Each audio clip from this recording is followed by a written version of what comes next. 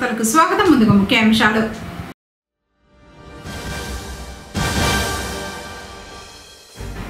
అగ్గిపిడుగు అల్లూరికి ఘనంగా నివాళులర్పించిన సీఎం చంద్రబాబు నాయుడు.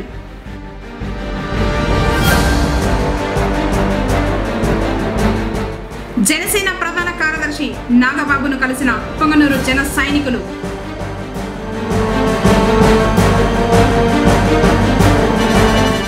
ఘనంగా మన్యం వీరుడు అల్లూరి సీతారామరాజు 127వ జయంతి వేడుకలు పెద్ద ఎత్తున నిర్వహించిన అన్నదాన కార్యక్రమం.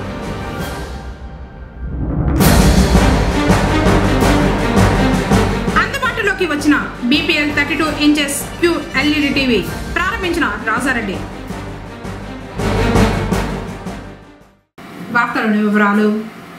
ఆంధ్రప్రదేశ్ ముఖ్యమంత్రి నారా చంద్రబాబు నాయుడు ఆధ్వర్యంలో ఢిల్లీలో మన్యం వీరుడు అల్లూరి సీతారామరాజు జయంతి వేడుకలను ఘనంగా నిర్వహించారు. ఇందులో సహచర పార్లమెంటు సభ్యులతో కలిసి చిత్తూరు ఎంపీ దగ్గుమల్ల ప్రసాదరావు పాల్గొని అల్లూరి చిత్రపటానికి పుష్పాలు సమర్పించి ఘనంగా నివాళులర్పించారు. విప్లవ వీరుడు అల్లూరి సీతారామరాజు దేశభక్తిని ఈ సందర్భంగా ప్రసాదరావు కొనియాడారు. ఆధునిక సమాజానికి అల్లూరి సీతారామరాజు స్ఫూర్తిగా నిలుస్తారని తెలిపారు.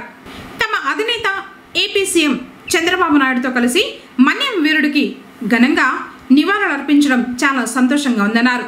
అల్లూరి వారి బాటలో నడిచి సమాజ సేవకు అంకితమవుదామని చిత్తూరు పార్లమెంట్ సభ్యులు దగ్గుమల్ల ప్రసాదరావు తెలిపారు. సమాజ స్థాపనకు అల్లూరి సీతారామరాజు చూపిన బాట మనకు ఆదర్శప్రాయమని జిల్లా కలెక్టర్ సుమిత్ కుమార్ తెలిపారు. గురువారం కుప్పం ఎంపీడీఓ కార్యాలయంలో అల్లూరి సీతారామరాజు జయంతి సందర్భంగా ఆయన చిత్రపటానికి కలెక్టర్ పూలమాలలు వేసి ఘనంగా నివాళులర్పించారు.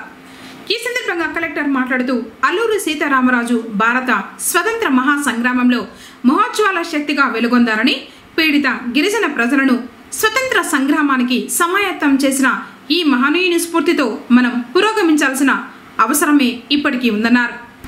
అల్లూరి సీతారామరాజు 1897 జూలై 4న విజయనగరం సమీపంలోని పాండ్రంగిలో జన్మించారని, 6వ తరగతి చదువుతున్న వయసులోనే తండ్రిని కోల్పోవడం రాజు జీవితంలో పెను మార్పులే తీసుకువచ్చిందని అన్నారు.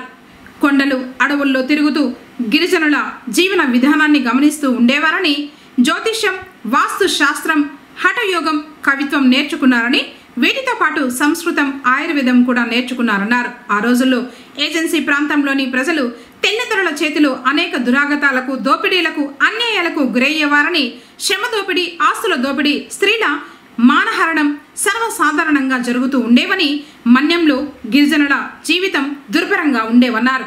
మన్యం వాసుల కష్టాలను కడతేర్చడానికి, తెల్లదొరల దోపిడీని ఎదుర్కోవడానికి గిరిజనులకు అండగా నిలిచి పోరాటం చేయాలని నిర్ణయించుకున్నారన్నారు.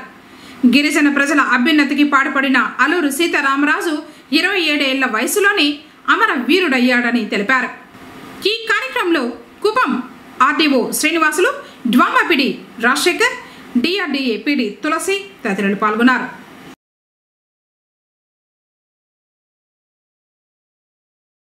జనసేన పార్టీ ప్రధాన కార్యదర్శి నాగబాబుని పొంగనూరు జన సైనికులు కలిశారు.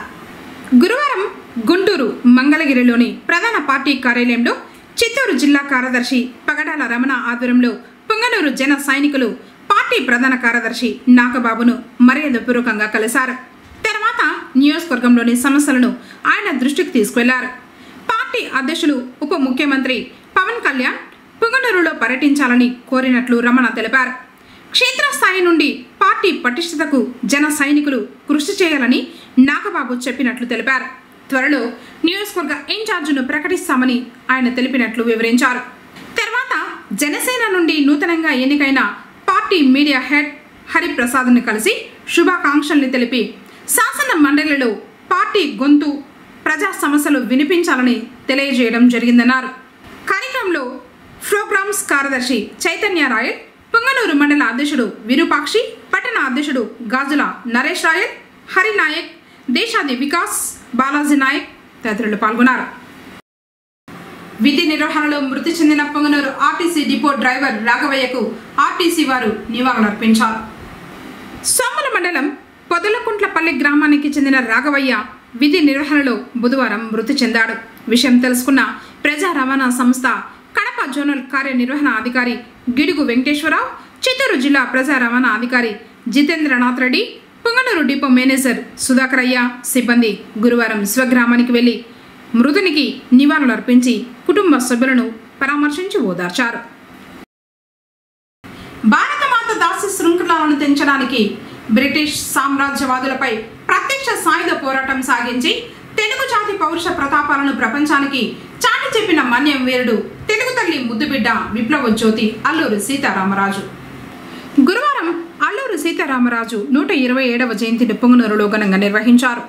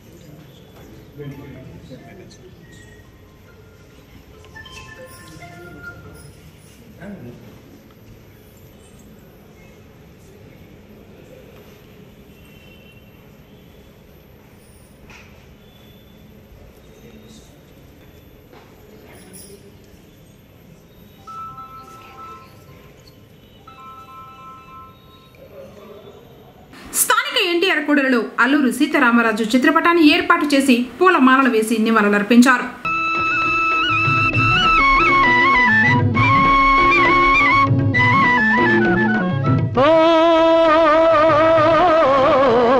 స్వాతంత్ర వీరుడా స్వరాజ్య భానుడా అల్లూరి సీతారామరాజా, అల్లూరి సీతారామరాజా.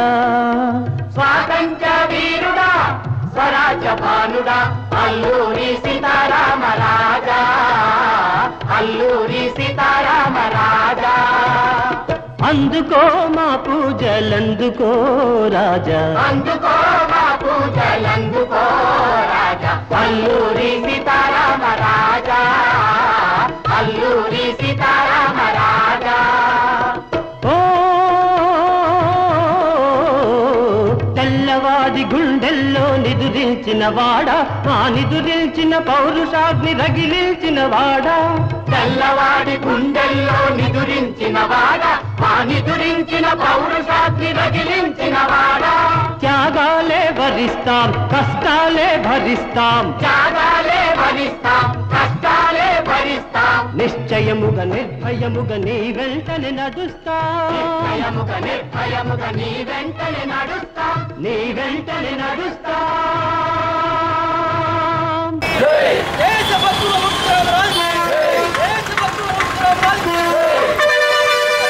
తర్వాత పెద్ద ఎత్తున అన్నదాన కార్యక్రమాలను నిర్వహించారు.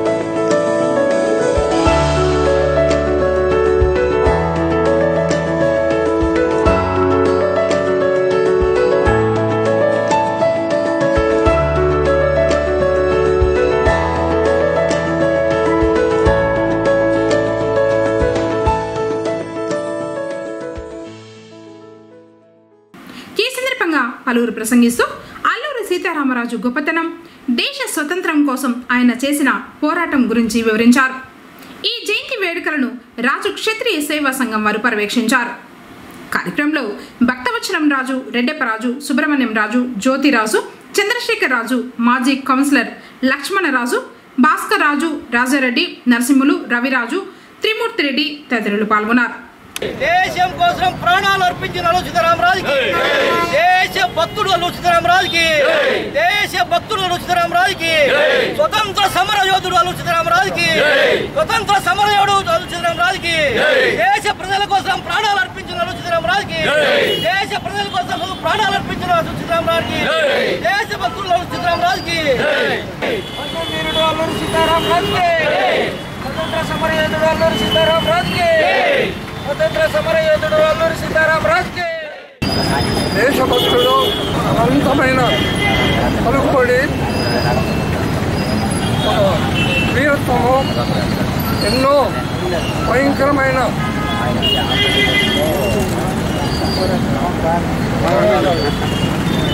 యుద్ధాలు కానీ ఎన్నో కార్యక్రమాలు చేసి దేశంలో కీర్తి ప్రతిష్టలు సంపాదించిన అల్లూరి సీతారామరాజు 127 జయంతి సందర్భంగా ఇదంతా కలిసాము. అటువంటి మహావీరుల్ని మనము ప్రతి సంవత్సరము జయంతి ఉత్సవాలు చేసుకుంటూ ఆయన్ని ప్రార్థించుకుంటూ ఆయన అడుగుతాడలో నడవాలని అందరూ కూడా దీక్షించుకొని ఈ కార్యక్రమాలు చేస్తున్నాము. ఆయన ఎన్ని సంవత్సరాలైనా మనము ఆయన్ని తలుచుకుంటూ ఆయన యొక్క అడుగుదారిలో ఉన్నామంటే ఆయన యొక్క గొప్ప పనులు, దేశం కోసం పోరాడి త్యాగం చేసి ఎన్నో మంచి కార్యాలు చేసి మనకంతా ఆదర్శంగా నిలిచాడు. అటువంటి వాడిని ఈ దినం మనం స్మరించుకొని మనమంతా కూడా భవిష్యత్తులో మంచి మార్గంలో మంచి అలవాట్లతో ఐకమత్యంగా మన జాతిని, మన సంస్కృతిని, మన సంపదను అందరినీ కాపాడుకొని దేశానికి, మన రాష్ట్రానికి, మన యొక్క ప్రాంతానికి మంచి పేరు తెచ్చి, కీర్తి ప్రశస్తులు తెచ్చి మంచి మార్గం నడవాలని యువతకు, మన ప్రజలకు, మన కార్యకర్తలకు నేను విన్నవించుకుంటూ, మన దేశాన్ని బ్రిటిష్ వారు బానిసలుగా మనల్ని చేసి పరిపాలిస్తున్నటువంటి రోజుల్లో బ్రిటిష్ వారు అనేక రకాలుగా మనల్ని ఇబ్బంది పెడుతున్నటువంటి సందర్భంలో దేశ స్వాతంత్రం కోసం అనేక మంది పోరాడుతున్నారు. దాంట్లో చెప్పుకోదగ్గ ప్రముఖ వ్యక్తి శ్రీ అల్లూరి సీతారామరాజు. అల్లూరి సీతారామరాజు 1897 జూలై 4వ తేదీన జన్మించారు. అక్కడ ఏజెన్సీ ప్రాంతంలో మన్యంలో ఉన్నటువంటి గిరిజనుల్ని బ్రిటిష్ వారు అనేక రకాలుగా దోపిడీ చేస్తూ, దౌర్జన్యాలు చేస్తూ పరిపాలిస్తున్నటువంటి పరిస్థితులను అల్లూరి సీతారామరాజు గ్రహించి వారికి వెన్నుదన్నుగా నిలబడి బ్రిటిష్ వారిని తరిమి కొట్టాలనే ఉద్దేశంతో సామాన్య ప్రజలను సైనికులుగా తయారు చేసుకుని బ్రిటిష్ వాళ్ళ మీద పోరాడినటువంటి వ్యక్తి. విప్లవ జ్యోతి అల్లూరి సీతారామరాజు తన జీవితాన్ని మొత్తం కూడా దేశం కోసం, దేశ స్వాతంత్ర్యం కోసం పణంగా పెట్టినటువంటి మహనీయుడు. కేవలం 27 సంవత్సరాల వయస్సుకే అతను మరణించడం కూడా జరిగింది. బ్రిటిష్ వారి దౌర్జన్యాలను ఎదిరించిన కారణంగా బ్రిటిష్ వాళ్ళు అతన్ని బంధించి ఒక చెట్టు కట్టేసి పెట్టి ఆయన్ని కాల్చి చంపడం జరిగింది. ఇప్పటికి కూడా ఏజెన్సీ ప్రాంతంలో ఉన్నటువంటి సామాన్య ప్రజలు తమ ఇళ్లలో అల్లూరి సీతారామరాజు యొక్క ఫోటోలు పెట్టుకుంటే పూజిస్తూ ఉన్నారు. వాళ్ళందరూ చెప్తుంటారు, నేను ఒకసారి వెళ్ళాను ఆ ఏజెన్సీ ప్రాంతానికి, వెళ్తే వాళ్ళందరూ కూడా సాక్షాత్తు అల్లూరి సీతారామరాజు శ్రీరామచంద్రుడి యొక్క అవతారం అని చెప్పి వాళ్ళందరూ కూడా విల్లంబులు పట్టుకున్నటువంటి అల్లూరి సీతారామరాజు యొక్క ఫోటోలను ఇంట్లో పెట్టుకొని పూజిస్తూ ఉన్నారు. కాబట్టి శ్రీరాముడే అల్లూరి సీతారామరాజుగా జన్మించి మన దేశానికి విముక్తి కలిగించడం కోసం, భారతమాతను బ్రిటిష్ వారి దాస్య శృంఖలాల నుండి విడిపించడం కోసం పనిచేసినటువంటి మహనీయుడు అని వాళ్ళంతా కూడా ఆరాధిస్తున్నారు. కానీ ప్రభుత్వాలు పెద్దగా పట్టించుకోలేక గత సంవత్సరం కేంద్ర ప్రభుత్వం భీమవరంలో అల్లూరి సీతారామరాజు యొక్క స్మారక చిహ్నాన్ని, పార్కును డెవలప్ చేసి అల్లూరి సీతారామరాజు యొక్క చరిత్రను పాఠ్య పుస్తకాల్లో కూడా పెట్టించడం జరిగింది. ఆ విధంగా అల్లూరి సీతారామరాజుని మనమందరూ కూడా గుర్తించి దేశం కోసం అతను చేసినటువంటి త్యాగాలను కూడా మనం గుర్తిస్తూ మనమందరూ కూడా ఈ దేశం కోసం ఆయన యొక్క స్ఫూర్తితో అంకితం కావాలని కోరుకుంటున్నాం. అయితే ఇదేదో ఒక వర్గానికి, ఒక మతానికి సంబంధించి, ఒక కులానికి సంబంధించినటువంటి వ్యక్తి కాదు ఆయన. మనమంతా ఈరోజు స్వేచ్ఛ స్వతంత్రాలతో బతుకుతున్నటువంటి ఈ దేశంలో ఆ రోజు తన ప్రాణాలను అర్పించి ఈ దేశము విముక్తి కోసం, ఈ దేశ దాస్య శృంఖలాల నుంచి విముక్తి కోసం పెద్ద ఎత్తున పోరాటాలు నడిపినటువంటి అల్లూరి సీతారామరాజు గారు చనిపోయిన తర్వాత ఆయన్ను ఈరోజు మనము గుర్తుపెట్టుకోవాల్సిన అవసరం ఉంది. ఎందుకంటే ఆ రోజు బ్రిటిష్ వారిని మనం చూసాం. ఈ దేశానికి వలసవాదులుగా వచ్చినటువంటి బ్రిటిష్ వారు ఈ దేశంలో చిన్న చిన్న వ్యాపారాలు చేస్తూ ఈ దేశంలో ఒకరికొకరికి ఐకమత్యం లేకుండా చేసి ఈ దేశాన్ని ఆక్రమించుకొని వందల సంవత్సరాలు ఈ భారతీయులను బానిసలుగా చూసి ఈ దేశాన్ని పరిపాలించినటువంటి బ్రిటిష్ వారిని తన ప్రాణాలను అర్పించి ఈ దేశానికి విముక్తి కల్పించాడు. అటువంటి మహానాయకుడిని ఈరోజు దేశ ప్రజలు కుల మత భేదాలు లేకుండా అందరూ కూడా ఈరోజు జరుపుకోవాల్సిన అవసరం ఉంది. దాని కొరకు ప్రయత్నం చేయాలి ప్రజలు కూడా. ఎవరు అల్లూరి సీతారామరాజు, ఎటువంటి వాడు, ఇతని కాలక్రమంలో ఇతని పరిస్థితి ఏంటి, ఎందుకు ఇతను పోరాటం చేశాడు, దేశం కోసం పోరాటం చేశాడు, ఈ ప్రజల కోసమా, తన సొంతం కోసమా, తన స్వార్థం కోసమని ఒకసారి ఆలోచన చేసుకుంటే ఈ దేశం ఈరోజు స్వతంత్రంగా ఈరోజు ఉందంటే అందులో ముఖ్యమైన వాడు అల్లూరి సీతారామరాజు అని చెప్పేసి మేము తెలియజేస్తూ, మనం ఎంత కాలం జీవించామని కాదు, ఎంత కాలం జీవించినా అంతకాలంలో ఈ దేశానికి ఏమి ఇచ్చాము, ఈ దేశం కోసం ఏమి చేశాము అనే దానికి నిదర్శనము మన అల్లూరి సీతారామరాజు గారు. ఈ దేశానికి ఒక గాంధీయవాదంతోనే స్వతంత్రం ఎట్టి పరిస్థితుల్లోనూ సిద్ధించలేదు. ఈ అహింసావాదం అనే పదంతో ఈ దేశానికి స్వతంత్రం సిద్ధించలేదు. అల్లూరి సీతారామరాజు, సుభాష్ చంద్రబోస్, భగత్ సింగ్ ఇలాంటి ఎంతో మంది విప్లవ వీరులు తమ ప్రాణాన్ని దృఢప్రాయంగా ఈ దేశం కోసం సమర్పిస్తే ఈ దేశానికి స్వతంత్రం వచ్చింది.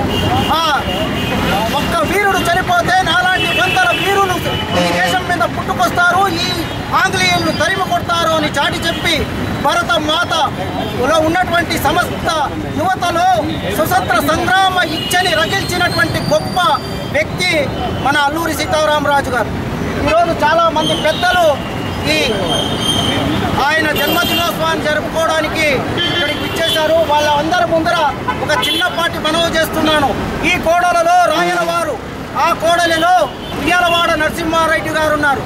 ఆ కోడలిలో త్వరతగతిన అల్లూరి సీతారామరాజు గారి భవ్యమైనటువంటి కాంస్య విగ్రహాన్ని ప్రతిష్ఠింపజేసి భావి తరాలకి ఎవరు ఈ వ్యక్తి అంటే వాళ్ళు ఎందుకు ఇక్కడ ప్రతిష్ఠించారంటే ఒక స్ఫూర్తిగా నిలవడానికి అది మార్గం అవుతుంది. కాబట్టి పెద్దలంతా త్వరతగతిన ఆలోచించేసి ఒక కాంస్య విగ్రహాన్ని ప్రతిష్ఠింపజేయాలా.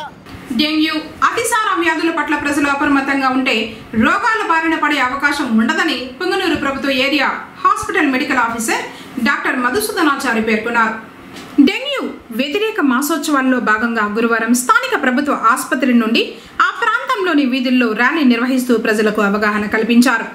ఈ సందర్భంగా ఆయన మాట్లాడుతూ తీవ్ర జ్వరం, తలనొప్పి, కండరాల నొప్పులు తదితర లక్షణాలతో డెంగ్యూ జ్వరం వస్తుందన్నారు. వీటిపై ప్రజలు అప్రమత్తంగా ఉండాలన్నారు.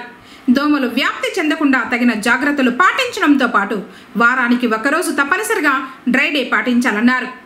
ఏదైనా అనారోగ్యం కలిగితే వెంటనే స్థానికంగా ఉన్న పిహెచ్సిలు లేదా ఏరియా ఆసుపత్రుల్లోని వైద్యులను సంప్రదించాలని తెలిపారు.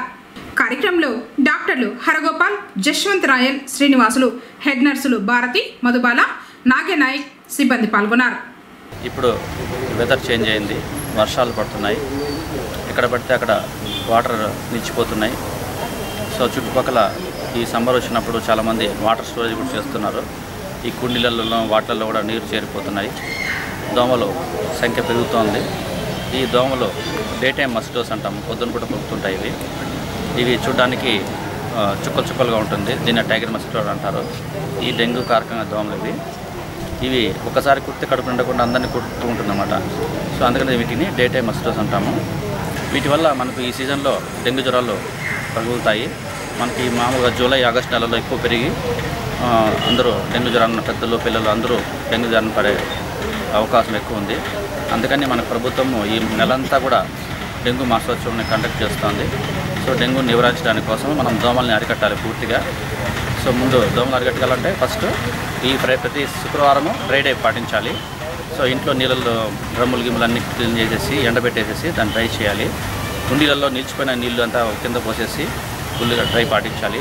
దానివల్ల మనకు దోమ లార్వా అంతా చనిపోతుంది. దోమలు పెరగకుండా కాపాడవచ్చు.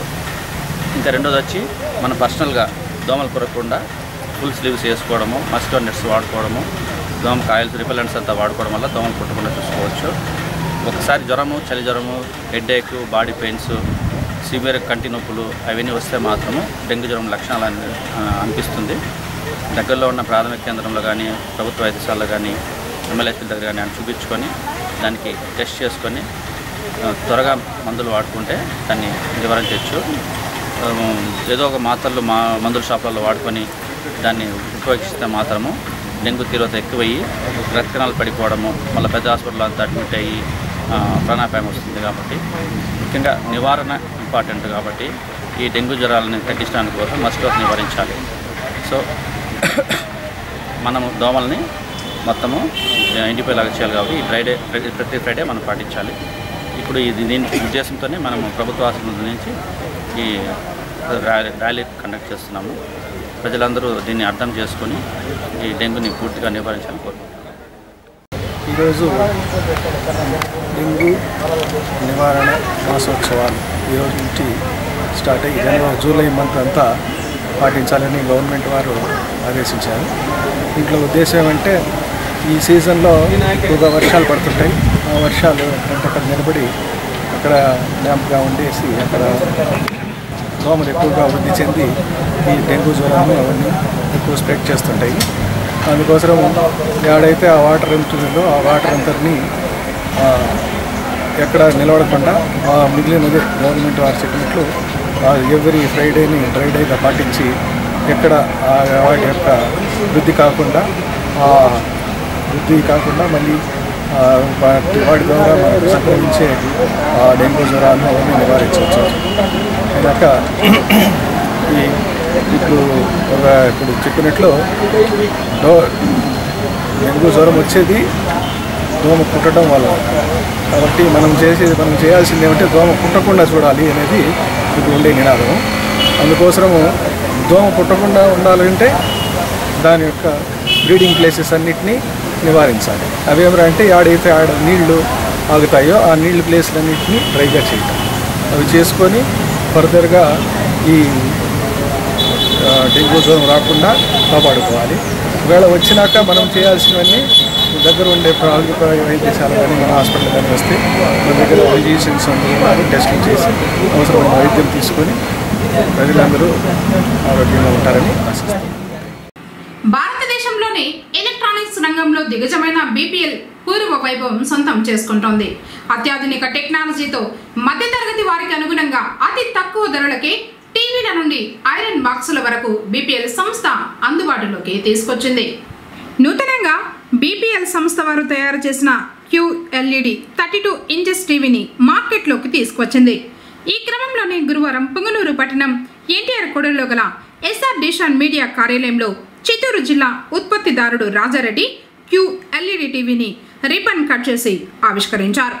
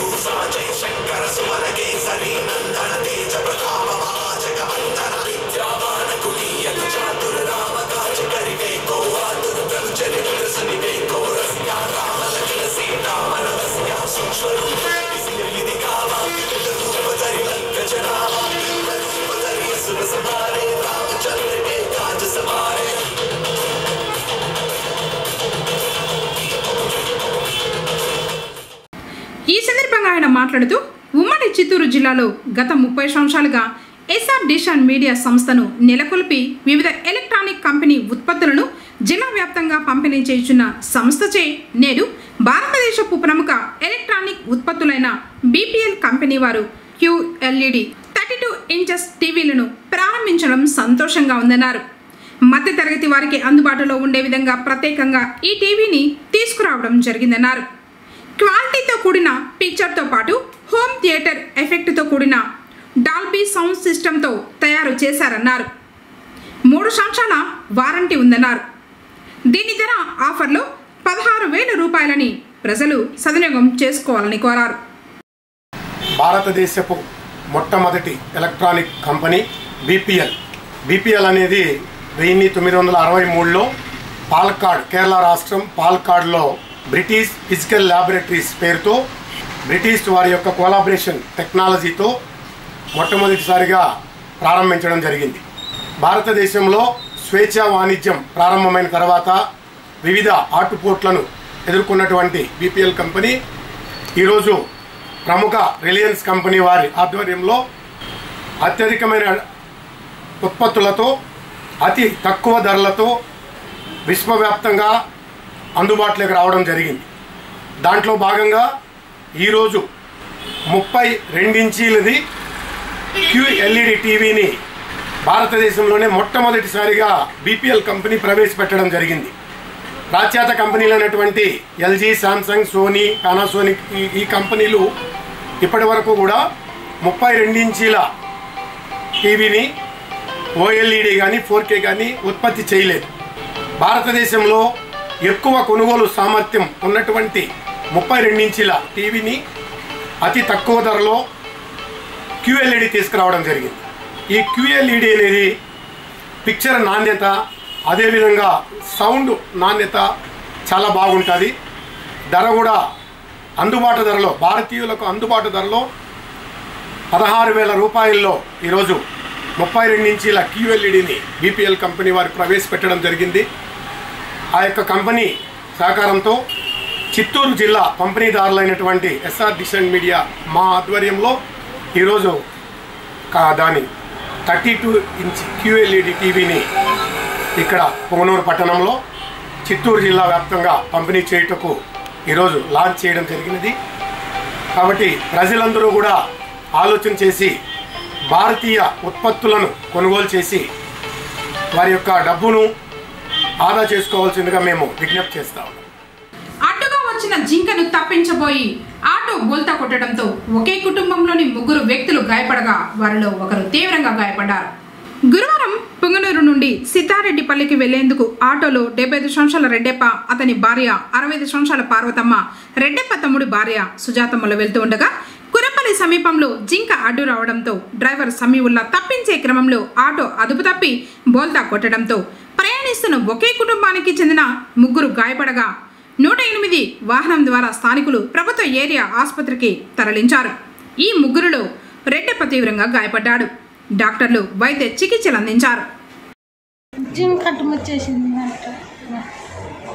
పొంగనూరు ఇంకా ఊరిపోతా అంటున్నా. ఏ ఊరు మీది? సిద్ధారెడ్డిపల్లి. పిల్లకి పక్క ఆటో పడిపోయింది కళ్ళ. వార్తలు ముగించే ముందు ముఖ్యాంశాలు మరోసారి.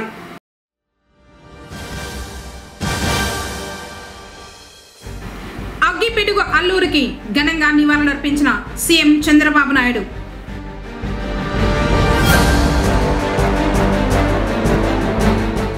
జనసేన ప్రధాన కార్యదర్శి నాగబాబును కలిసిన పొంగనూరు జన సైనికులు.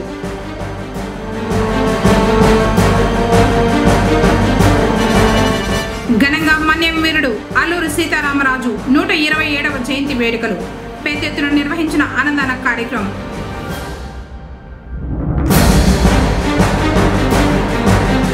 అందుబాటులోకి వచ్చిన బీపీఎల్ 32 ఇంచెస్ QLED టీవీ ప్రారంభించిన రాజారెడ్డి. తిరిగి కేసీటీవీ వార్తలతో మళ్ళీ కలుసుకుందాం. అందరికీ నమస్కారం.